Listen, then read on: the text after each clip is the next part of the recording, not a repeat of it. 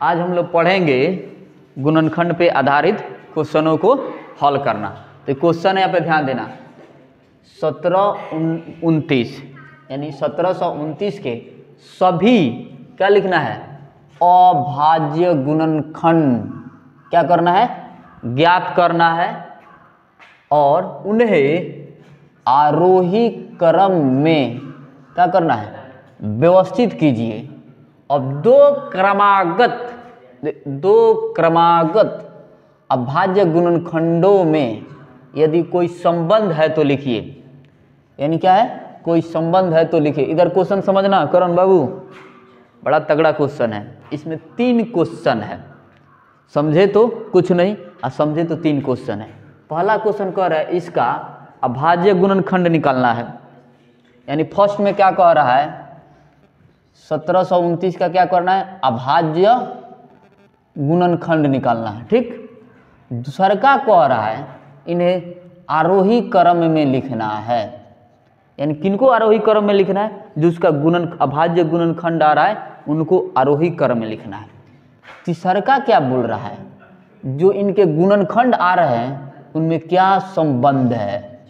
देख रहे हैं, एक क्वेश्चन आएगा, एक क्वेश्चन आएगा तो 4 नंबर 5 नंबर से कम कर नहीं आएगा, क्योंकि इसमें 3 चीज़ें मेंशन है। इसका अभाज्य गुणनखंड निकालिए और जो अभाज्य गुणनखंड निकल रहा है उसको आरोही क्रम में व्यवस्थित कीजिए और उनके जो अभाज्य गुणनखंड है उनके बीच में क्या संबंध है उसको बताइए। तो पहले आप बताइए आरोही क्रम किसको कहते हैं, पता है, बताइए। हाँ नहीं, आरोही क्रम बढ़ते, बहुत बार आपको बताए हैं आरोही क्रम यानी बढ़ते क्रम। अवरोही जहाँ दिखे वह समझ जाएंगे घटते क्रम, समझ रहेगा ना। जहाँ वह है वो घटते क्रम है, जहाँ नहीं है वो बढ़ते क्रम है। तो कहीं दिक्कत इस चीज़ को क्वेश्चन समझने में दिक्कत नहीं ना है। अब क्वेश्चन समझ गए तो बुझिए अब गर्दा उड़ा दीजिएगा। चलिए, तो क्या करना है, 1729 का हम लोग क्या करना है, अभाज्य गुणनखंड निकालना है। यानी अभाज्य गुणनखंड निकालना है। यहाँ देख लीजिए 9 है, 2 है, 1 7 है, 1 है। तो जोड़ गांठ के जैसे भी किया जाता है किससे भाग लगेगा, तो इसमें लगेगा 7 से भाग। तो 7 से एक बार इसमें भाग करके देख लेते हैं। 7 दूना 14, कितना बचेगा 3। ठीक है, ऊपर से आएगा 2, 7 चौका 28, कितना बचेगा 7 चौका 28, बताओ 4। ऊपर से क्या आएगा 9, 7 सत्ते 49, कट गया। यानी क्या आया यहाँ पर 2 4 7, कितना बार में गया था 7 बार में। अब 21 से जाएगा, काट छांट करके देखा जाएगा तो ये जा रहा है कितना से 13 से जाएगा। देखिए 2 4 7 को 13 से भाग करके देखिए, 13 दूना 26 जाएगा नहीं, 13 कम 13। इधर से लीजिए कितना आएगा, ऊपर से 1, ऊपर से क्या आ जाएगा 1 और यहाँ 13 9, बोलो ना 13 9 170। अरे पहाड़ा भी तुम्हारा याद आ जाएगा। कितना आया 19 बार में गया, कितना बार में गया 19 बार में, इधर वाला लिखा जाता है। अब ये कितने बार में कटेगा 19 से कम 19। अब इसको क्या करेंगे, अब फाइनली हम लोग काट दिए हैं। अब इसका क्या लिखेंगे, अभाज्य गुणनखंड। यानी क्या, इसका अभाज्य गुणनखंड क्या है, अभाज्य गुणनखंड क्या है अपना, लिख देना है 7 13 19। कहीं दिक्कत, एक लिखिए या ना लिखिए कोई मैटर नहीं कर रहा है। यानी क्या हो गया, ये अपना अभाज्य गुणनखंड हो गया। अब बोल रहा है उन्हें आरोही क्रम में लिखना है। तो क्या लिखेंगे, आरोही क्रम में अभाज्य गुणनखंड को लिख रहा है। कैसे लिखेंगे बताइए बाबू। नहीं, 7 13, 19 बढ़ते क्रम में। और आपको इच्छा हो तो इसे लिख सकते हैं 7 से बड़ा 13 है, 13 से बड़ा क्या है 19 है। समझ आ गया? बढ़ते क्रम में बढ़ रहे हैं, मतलब जैसे कहीं दिक्कत नहीं हो। अभी बोल रहा है इनमें क्या संबंध है। संबंध देखिए क्या है भाईजान। अब यहाँ देखिए 13 में से 7 को घटाइए तो कितना आ रहा है 6। अब देखिए 19 में से 13 को घटाइए तो कितना आ रहा है 6। अब यहाँ लिख सकते हैं 7, 13, 19। इसको घटा रहे हैं तो 6, इसको घटा रहे हैं तो 6, यानी इनके बीच में क्या है 6 का अंतर है। समझ आ जा? इनके बीच क्या है 6 का अंतर है। इनके बीच 6 का अंतर है। समझ आ गया? यानी क्वेश्चन ही समझने में कहीं दिक्कत, तीनों हो गया कि नहीं। इसका अभाज्य गुणनखंड निकाल लिए, फिर इसको हम लोग आरोही क्रम में सजा लिए, फिर इसमें क्या संबंध है देख लिए। अगर इसमें कोई और अंतर होता तो देखते, तो यहाँ पे हो गया कहीं दिक्कत इसमें। अब यहाँ देखिए एक और क्वेश्चन है बाबू, समझ आया ना, कहीं कंफ्यूजन। अगला क्वेश्चन है 3 क्रमागत संख्याओं का गुणनफल सदैव 6 से विभाजित होता है।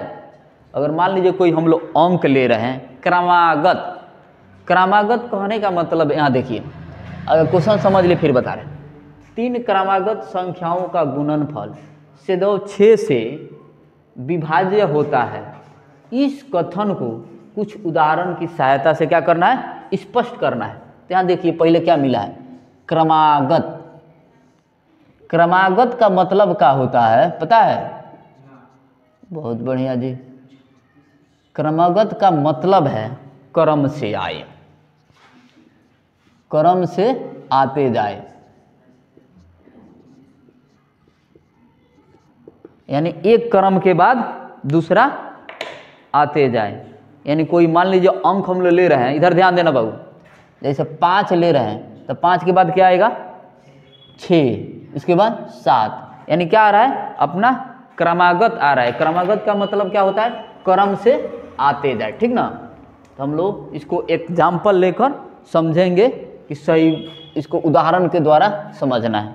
ये बोला है यहाँ पे कुछ उदाहरण लेकर समझना है, ठीक ना। कहीं दिक्कत तो इसको हम लोग बनाएंगे, क्या करेंगे इधर लिखेंगे हम लोग 3 क्रमागत संख्या, 3 क्रमागत संख्या। कहीं दिक्कत, यानी 3 क्रमागत संख्या लिखेंगे और उनका क्या करेंगे गुणनफल लिखेंगे, यानी इनका गुणनफल। इनका क्या करेंगे गुणनफल लेंगे और इधर क्या लेंगे 6 से विभाज्य है कि नहीं, विभाज्य है या विभाज्यता की जांच। यहाँ तक कहीं दिक्कत? हाँ सब मोए मोए छूट जाएगा। यहाँ देखना है भाई करण, इधर ध्यान दो। 1 नंबर में हम लोग एग्जाम्पल लेकर चल रहे हैं लगातार क्रमागत संख्या 1, 2, 3, ठीक। कहीं इसमें दिक्कत नहीं ना है। अब यहाँ मल्टीप्लाई करेंगे 1 गुना 2 गुना 3, कितना आया 6 आया। अब 6 को 6 से डिवाइड करेंगे, कितना आएगा 1। कहीं दिक्कत? अब यहाँ देखिए दूसरा का लीजिए 2, 3, 4, 2 गुना 3 गुना 4, कितना आया 3 दूना 6, 6 चौका 24, ठीक है। अब हम लोग 24 को 6 से भाग दे रहे हैं, कहीं दिक्कत? फिर देखिए कोई और ले लीजिए भाई 3, 4, 5, मल्टीप्लाई करके देखा जाए 3 गुना 4 गुना 5, 3 चौका 12, 12 पचे 60, 60 को हम लोग 6 से भाग करके देखेंगे 6 दहाँ का 10 बार में। कोई और अंक इधर लेकर चलिए बाबू 4 में 4, 5 6, 4 गुना 5 गुना 6, 5 चौका 20, 20 छक कितना होता है? 20 छक 120। 120 को हम लोग 6 से भाग करेंगे, कितना आएगा? 6 दूना 12, 0 उतर जाएगा। यानी देख रहे हैं उदाहरण लेके हम लोग चल रहे हैं तो प्रमाणित हो रहा है कि नहीं? 3 क्रमागत संख्याओं का गुणनफल सीधे 6 से विभाजित हो रहा है कि नहीं? 3 क्रमागत संख्या लिए हैं 1 2 3, इनका गुना किए 6 आया, 6 को 6 से भाग दिए, पूरा पूरा कट गया यानी 6 से विभाज्य। फिर अगला लेकर चले 2 3 4, इनका गुणनफल किए यानी गुना किए 24 आया, 24 को हम लोग 6 से भाग दिए यानी पूरा पूरा विभाजित हो गया। फिर यहाँ देखिए 3 4 5, इस 60 आया, इसको देखिए पूरा पूरा विभाजित हो गया। अगला लिए 4 5 6 यानी क्या होगा भैया? तो हम लोग बोल सकते हैं क्या ये कथन सही है, चाहे इसे पूर्णतः विभाजित हो सकता है, कहीं दिक्कत? फिर हम लोग मिलते हैं नेक्स्ट वीडियो में नेक्स्ट रीडिंग के साथ, कुछ और क्वेश्चनों के साथ। तब तक के लिए धन्यवाद। जय हिंद।